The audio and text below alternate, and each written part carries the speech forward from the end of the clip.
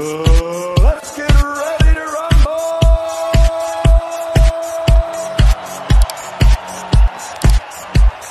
Isang malungkot na balita na naman mga idol, talo ang ating kababayan na si Alex Santissima, kapatid ni former world title challenger Joe Santissima, sa kamay ng Japanese na si Subaru Murata sa round number 7.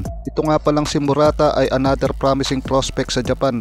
Nag-improve ang kanyang record ngayon sa 6-0, lahat ay puro stoppage.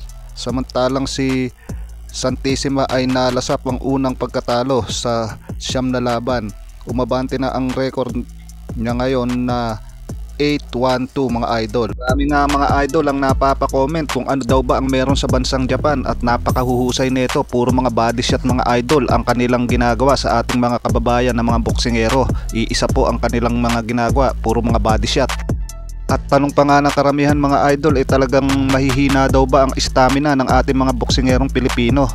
Dahil pagka tinamaan sa katawan, talagang tumitiklop ang mga ito mga idol, o sadyang nag-improve lang talaga ang bansang Japan pagdating sa boxing mga idol.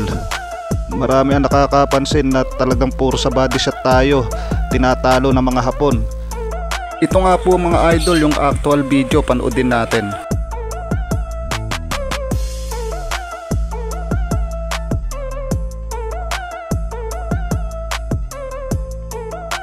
Diyan nga po napaluhod ang ating kababayan, hindi na niya kinaya mga idol.